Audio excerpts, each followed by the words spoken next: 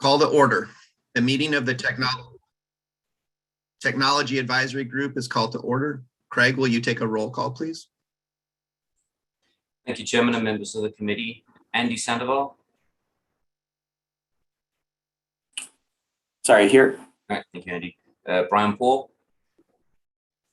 Ed Winfield. Here. Greg Tax. Jeff Sheets. Jim Keane. We have Jim on. He's muted. Okay, Justin Fair. Kim Clark.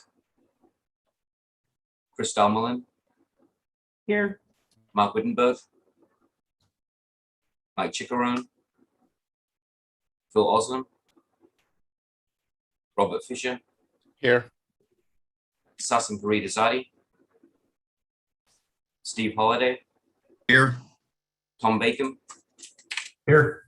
Tracy Mills. Here. And Travis Cartwright. Here. And we do have a quorum. Thank you. Are there any other members participating that we have not called? Okay, please remember to mute your microphone or phone when you are not speaking.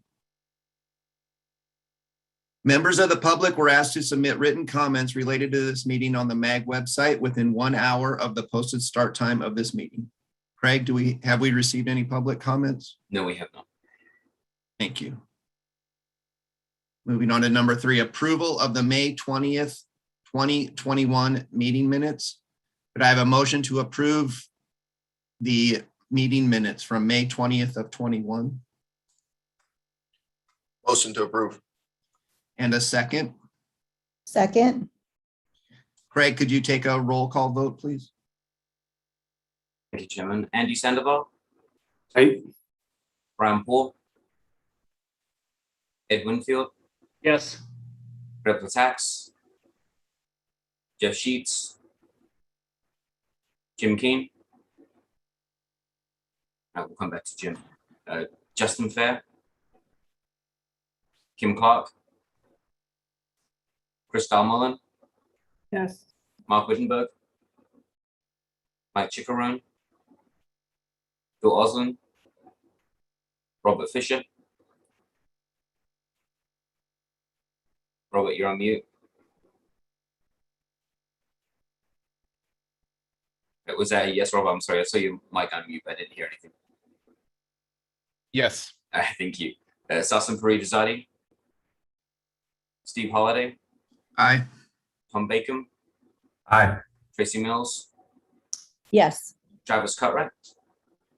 Yes. And Jim Keane, are you with us? Okay, we have everybody but Jim. Thank you. Number 4, Jobs Information Management System. MAG staff will provide an update on the Jobs Information Management System, JIMS. Audrey? Thank you. Mr. Chairman, members of the committee, I just wanted to provide an update. We, as we came previously to the committee and spoke, Tempe and MAG are revamping the JIMS system. It sent out a request for people who would like to participate in a planning session to try to figure out what enhancements and changes needed to be made. I heard back from a number of you. I got the final list this morning. So if you gave me a contact information and they haven't heard from me by today, then there's been a mistake, and I wish you'd let me know. We are going to be doing on October 8th a working an Amazon process working backwards. Tempe has done this before and MAG has done this before, and it's a full day meeting. There's a morning session and afternoon session, and one of the things they do is come up with like a press release for what the final thing should look like. You know, not one that's going to actually be released, but kind of to give a picture of what this product should look like at the end of the process. And then based on that, kind of a list of constraints and how they can proceed with the development. So that is currently scheduled for October 8th. We're hoping that it can actually be a hybrid meeting, but we do have a virtual component in case that doesn't work moving forward. And if if you have not gotten back to me and you want to participate, if you could get me that information soon, I would appreciate it. And that concludes my update. I'd be happy to answer any questions. Does anyone from membership have any questions? Audrey, did you get a good turnout for input? You know, I did get a very reasonable turnout. So I do feel like we at least have a representative sample. But we certainly have room if an agency wanted to participate and did not get me the information yet. Great, we'll pass it on. I did get one from Surprise. Any other questions? Thank you, Audrey. This Thank you. item is on the agenda for information and discussion only. Number 5, technology and public input. MAG staff will present and lead a discussion on the use of technology in obtaining public input. Audra? Thank you, Mr. Chairman. Members of the committee, pleased to be with you today and your unique challenge of correctly saying Audrey and Audra in back-to-back presentations. So well done to you, sir. I am the Transportation Planning Program Manager at the Maricopa Association of Governments, and Craig reached out to me about your interest on public engagement and technology. And having just facilitated about 2 years worth of public engagement that, because of the pandemic, was largely virtual in nature, pleased to offer this opportunity to all of you to talk a little bit about how we've navigated that challenge, but really seen it as an opportunity. And also talk a little bit more about my background in public engagement and involvement from a consulting perspective before I arrived at MAG. But see this as an opportunity as a dialogue more so than anything else. So I'll keep my remarks fairly brief and then certainly open it up to questions or comments, and certainly interested in a dialogue with all of you. Before arriving at MAG 7 years ago, was in private sector as a consultant, community development consultant, working with several of your cities and towns in developing comprehensive or general land use plans, as well as transportation planning efforts. And even, over the course of the last 10 or 20 years, we've seen a move towards more accessible virtual and electronic mechanisms for garnering and obtaining public feedback. There's still a lot of statutes or legalese that require more traditional input mechanisms. For example, even at MAG, as part of our planning process, we still need to put notices in newspapers in traditional formats, even if we're not actually getting a lot of engagement in public feedback through those mechanisms. And so I think really over the last 20 years or so, we've been challenged as a profession to find unique ways to engage with diverse audiences, and especially younger populations with whom really operate their lives using their phones in a lot of cases, or mobile devices. At MAG, we've spent the last 2 years developing a long-range transportation plan.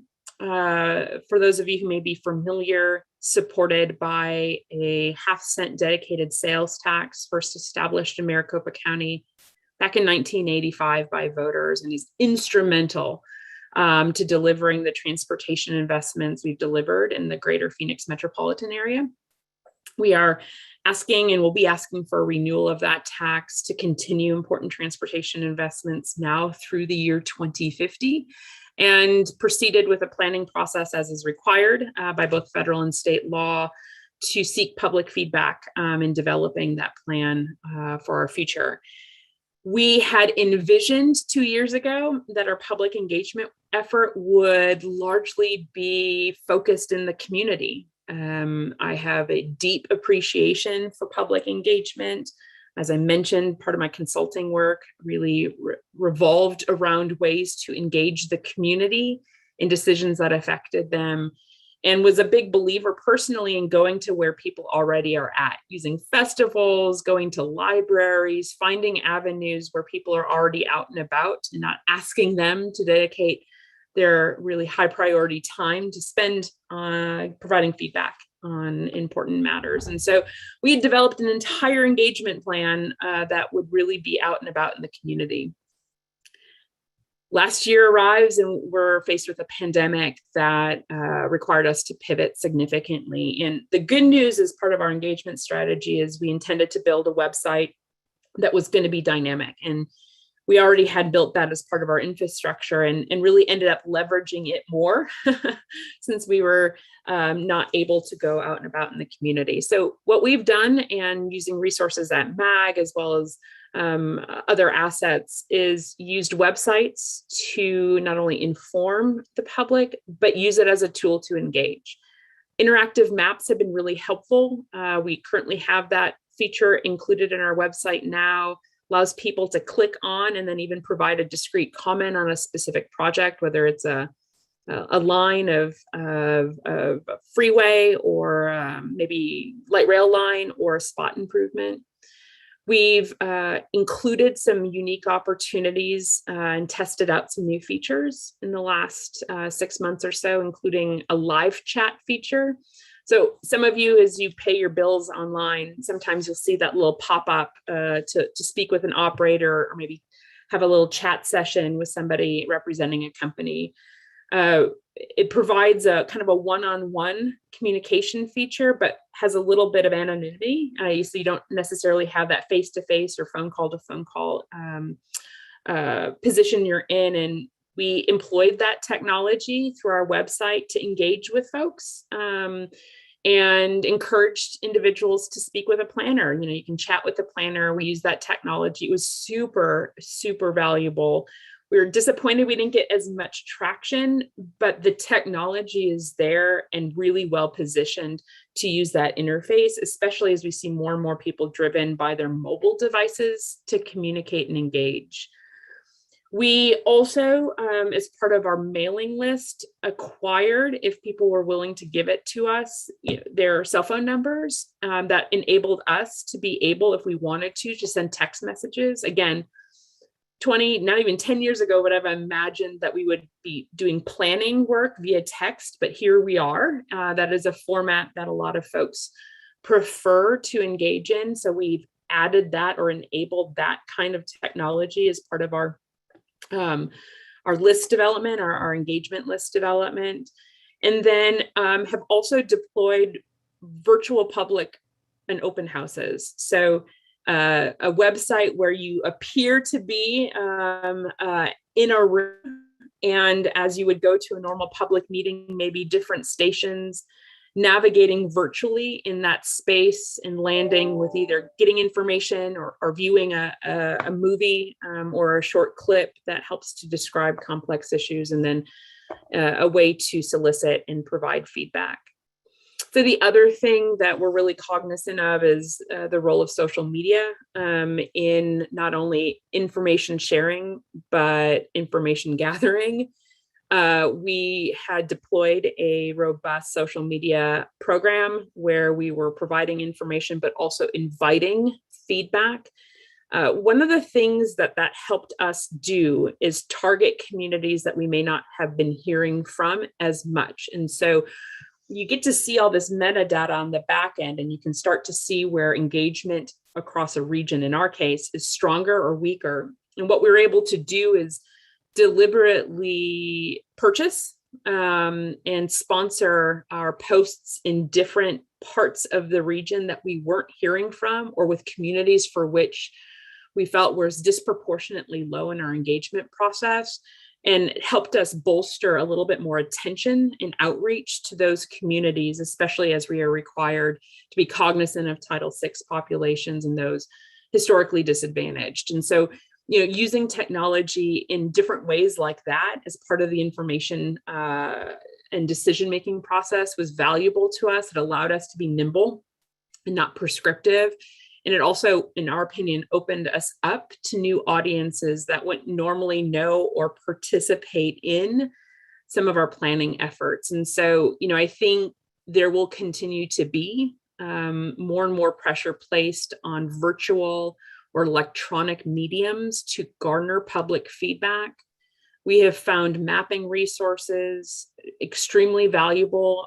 Constituents love seeing a map and being able to click on a line or a spot improvement to learn more or provide comment. It also helps us because we can on the back end digitally see and cross-reference what projects or what investments are getting certain feedback as opposed to collating through raw data that's coming by way of a submission form or paper. So I think that has all helped us in consuming the information we've received. So I'll stop there. And Craig, I'll turn to you too, in case you want to drive this conversation in a different direction, or if I didn't hit perhaps a note that you were hoping for.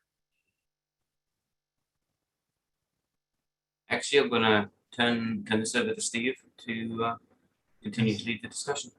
Thank you. Thank you, Audra. I'd like to take any questions from membership at this point.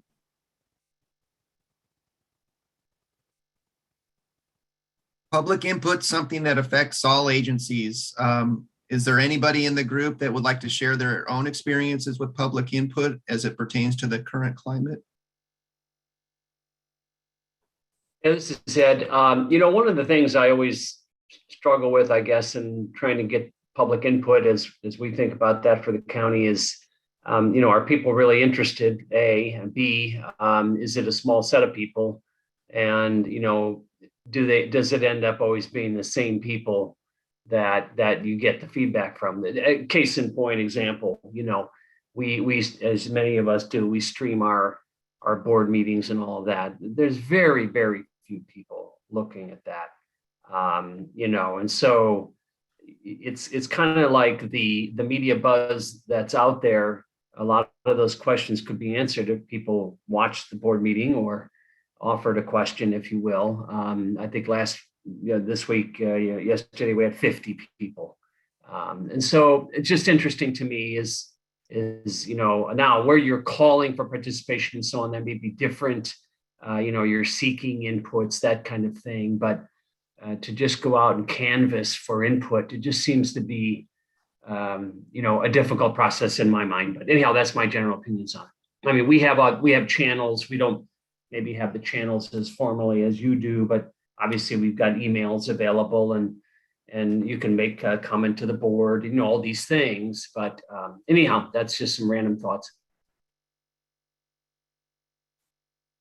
Yeah, this is Tom with El Mirage. We had a similar thing. Audra, you were out, visited us, I think it was last week at our council meeting. And then in our regular council meeting after that, we had a presentation for our citizen survey. Well, El Mirage isn't very big, but our citizen survey, we only got 6% of respondents back of those. So it is a challenge, and we're still struggling with it to find the best way to engage the residents here. So I was just kind of wanting to offer that. I don't really have anything else, but it's just it is a challenge, and we're struggling to get that input as well. So I don't know if any other cities have been successful or agencies in that regard. Well, I would just say, Tom, 6% is great. So be happy with getting that level of response. Honestly, I've seen much lower in other communities. I think that's admirable. I think one of the things that I really care a lot about is not getting caught up in the numbers.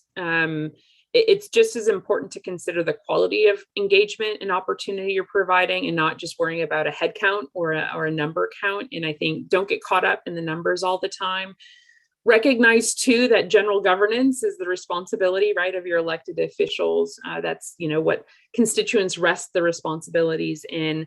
And I would say focus more on either providing ongoing access to your communities to provide that feedback loop with constituents, but then be very deliberate about those opportunities for which you are actively seeking public and need public engagement in the decision-making process. I think we were doing that just now the last 2 years or so, where we really wanted and sought public engagement. That's oftentimes hard to garner because we're talking about, at least in our case, Tom, as we discussed with your council last week, we're looking out to the year 2050. That's a long, long way away. And it's sometimes hard to garner interest early in the planning process because people think, oh, that's so long. What are you doing for me now? Well, this is the time when that feedback is most valuable. It is not most valuable as the bulldozers are coming to build the infrastructure for which was approved 20 or 30 years previous. And so I think oftentimes one of our biggest responsibilities is being very clear with the public about what their role is, their level of decision-making input, and what we want or your council wants and needs really as part of the decision-making process.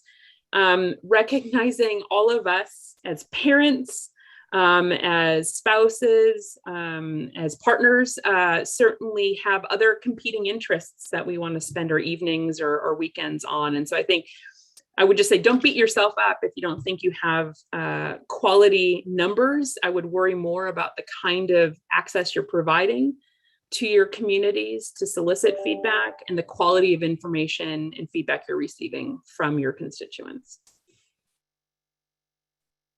So Audra, do you have some specific strategies to market these services, for lack of a better term? We have websites, we have social media. How do we communicate that to our residents that that's available? I would say diverse, provide diverse opportunities. I mean, it's very clear to us, social media is becoming a avenue to access populations, not only who may be familiar with us, but populations who may not be familiar with your communities. And so, and as I mentioned, that provides the opportunity also to target, parts of your region or your city that you may not be hearing from. You can certainly geofence if you have a specific park project and you want to get feedback from neighbors within a certain area. You have that technology available, especially through social media. But I wouldn't dismiss some of the more traditional forms of communication. We advertise like crazy in newspapers, especially populations or newspapers that serve underserved populations. Language, we want to be careful that language barriers don't prevent people from participating. So we took out a bunch of ads in newspapers, which for some parts of our constituency may be completely irrelevant, but quite frankly, still access large other parts of our constituency. Don't underestimate door hangers, especially in a small footprint. Like I say, if you have an isolated project or a neighborhood issue, don't underestimate direct mailing or door hangers on homes as a way to access your constituency. Partner with unique stakeholders, whether it's through schools. I know we unpack my daughter's backpack at the end of every single day, and that is an attentive audience for which sometimes a willing school district will be partners with you in communicating important opportunities. And then stakeholders, find and access unique stakeholders that have larger constituencies or communities themselves. We have found success in partnering with religious communities, organizations that represent unique interests, and finding avenues to not only attend meetings, go to where people are already at, take 5 minutes, piggyback on those opportunities as a way to expand the diversity of your reach. Thank you. Do we have any other comments or questions from membership? Okay. Thank you for your time this morning, Audra. We appreciate it. And this item was on the agenda for information and discussion only. Number 6, Valley Gov Tech Recruiter. MAG staff will provide an update on the Valley Gov Tech Recruiter website. Craig? Thank you, Chairman and members of the committee. Just want to take a quick opportunity to refresh us on the Valley Gov Tech Recruiter website. I know we've had a few new members join us since we launched. I want to give just a brief overview of the site, and those who have been using it, let me know that it is still up and running. So basically one of the projects that came out of MagTag a couple of years ago was a recruitment website for local member agencies in the MAG region. And we put together a website for Valley Gov Tech Recruiter, which is an employment portal for any positions that you have posted in your agencies. We currently have 404 mail list subscribers. 10 agencies have posted over the last 2 years, and we've had 74 positions posted. We had started prior to COVID, we've been participating in engagement with universities, colleges, virtual job fairs, and once things go to whatever our future normal will be, we will be resuming in-person promotion. We've had a lot of very positive feedback. If you've got an account set up and you haven't used it for a while, we can certainly get credentials set out to you. If you do not have an account, reach out to me and I'd be happy to get one set up for you. As we do have a few minutes, I was going to bring up the website real quick and just give a brief summary of what we've put together for those who have not seen it.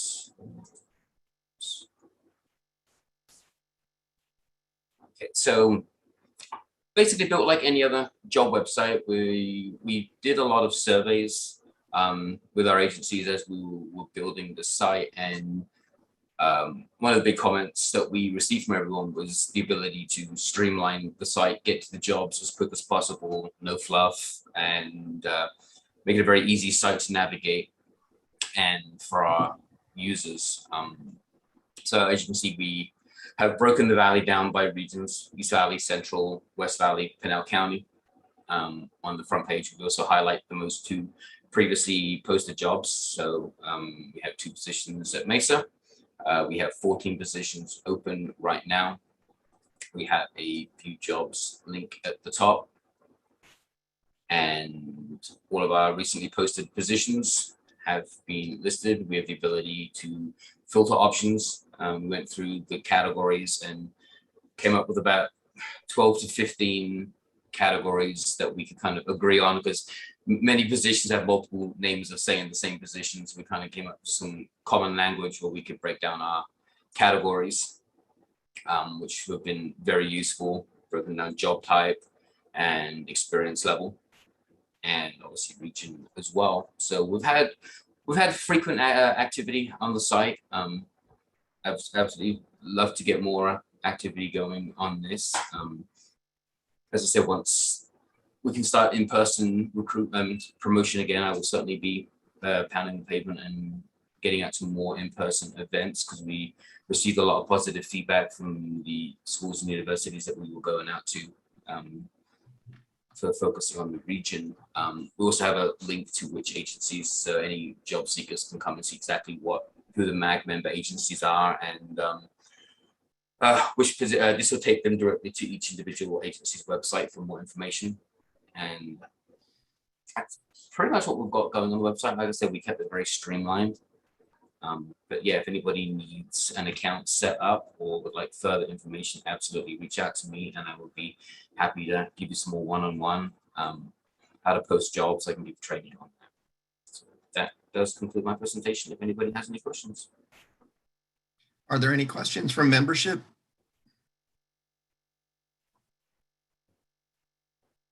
All right, thank you, Craig. Thank you. This item was on the agenda for information and discussion only. Number 7, agency project update.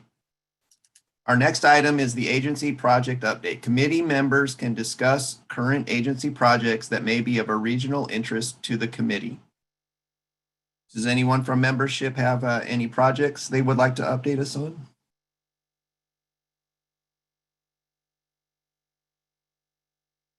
Okay, I do know that there are some MAG updates. Ryan, would you like to present your update? Yes, thank you, Chairman. Chairman, members of the committee, I want to give you guys a quick heads up on MAG's involvement with the Sun Cloud grant project, along with the Sun Corridor, specifically with our IT group. MAG's been working with other MPOs and local agencies within the state on this Sun Cloud project. The kind of is broken up into 2 phases or 2 years. The first phase is which we are currently on, is a collection of socioeconomic data as well as technology and infrastructure information. This is kind of data that will help support future transportation planning. So this data also help us, especially the fiber, will help us with find opportunities for infrastructure upgrades, expansion, and support for smart cities. The second phase will be on the on our transportation side, and they'll be pulling a lot of performance data for that. We're currently working through the first phase, like I said, and specifically our IT group was asked to help with the collection of fiber infrastructure data from local members like you guys. Most of this data, and I should stress that it is a very high level collection of fiber data, and it will be put on a secure site through ADOT, and it will be only available to those people working on this, so the local government groups.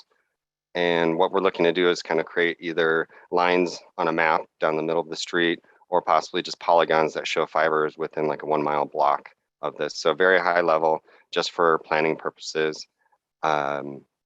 And most of the data I've been just kind of like asking around has been going through the transportation departments at your guys' local agencies, or even like the streets departments.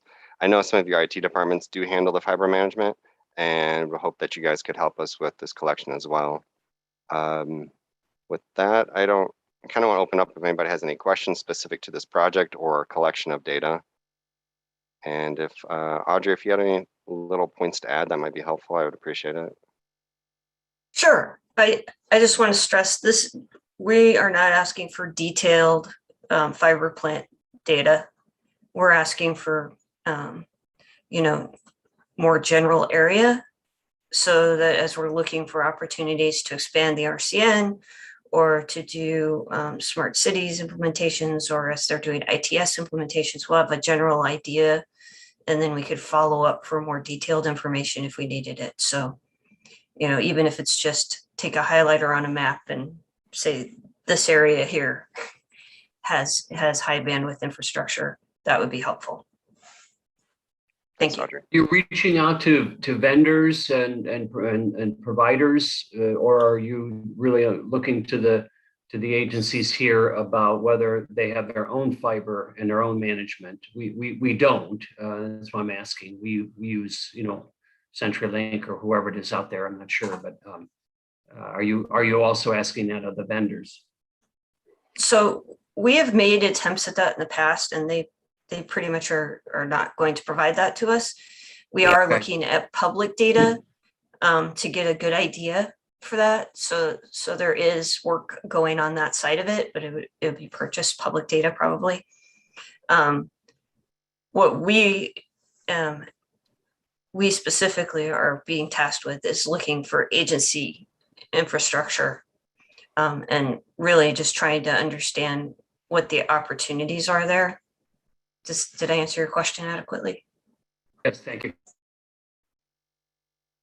Audrey or Ryan, so any type of fiber in the area that's essentially government owned is what you're looking for, not just the transportation fiber?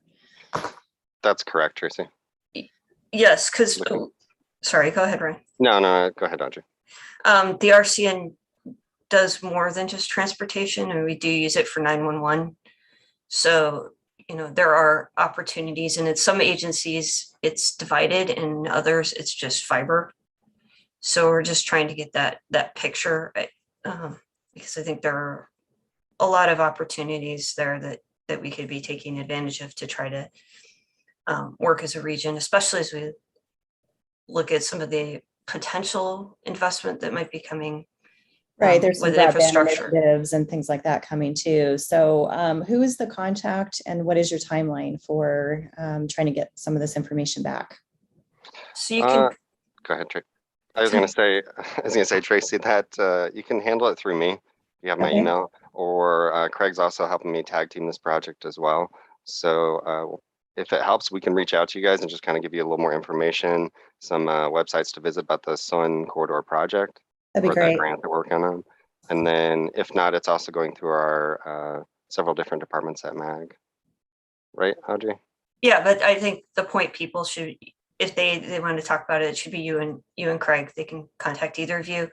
And we're really trying to get this information, I would say, within the next 6 to 8 weeks, because we're hoping to get the initial processing everything up by the end of the year.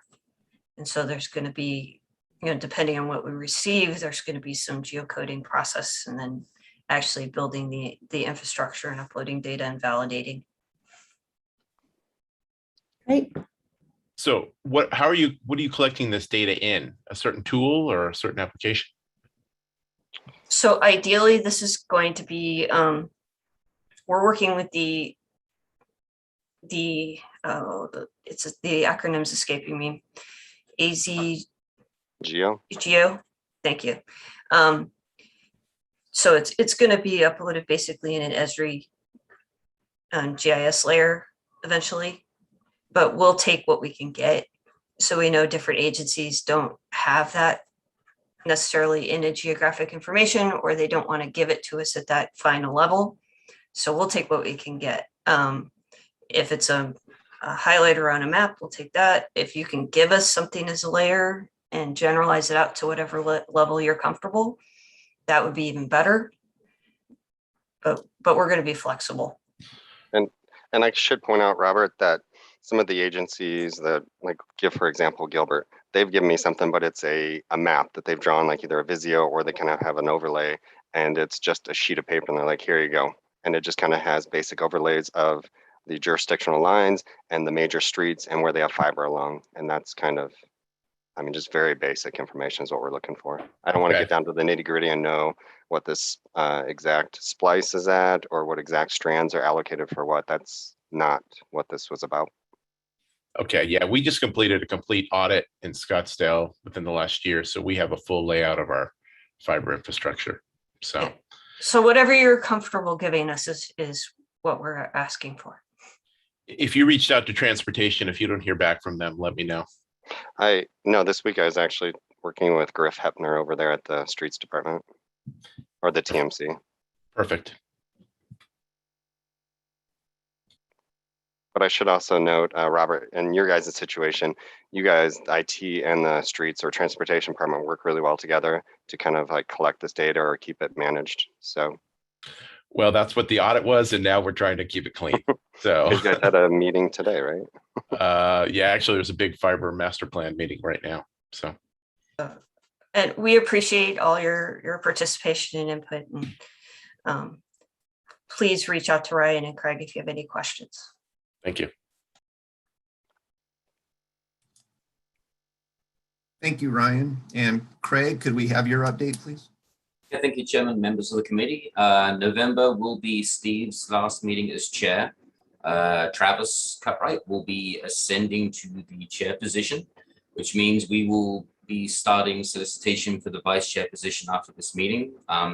In the interest of balancing between East Valley, West Valley, and Central, we'd love to have someone from the West Valley or Central to volunteer for this position. If you would be interested, send out a letter of interest to me and I can get the ball rolling on that. If I haven't heard anything in 3 weeks, I will start reaching out and encouraging you to be a part of this. And that does conclude my item. Thank you. Thank you, Craig. This item was on the agenda for information and discussion only. Number 8, request for future agenda items. Are there any requests by membership for an item on a future agenda?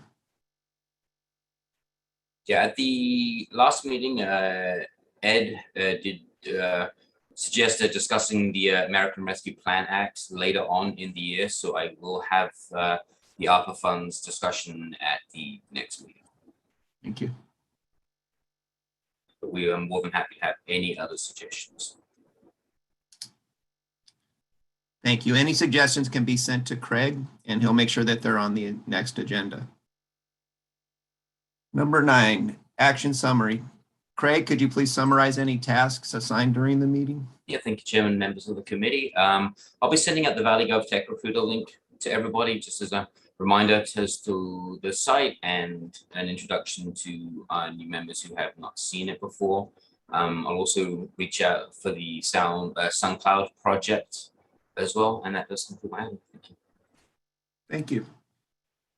The next meeting of the MAG tag is scheduled for Thursday, November 18th, 2021 at 10 a.m. And now I'd like to make a motion to adjourn. Motion to adjourn. Second. Got a motion, a second. All in favor? Aye. Aye. I thank you, everyone. The MAG business is concluded. Have a good day. Thank you. Thank Thanks, you. everyone.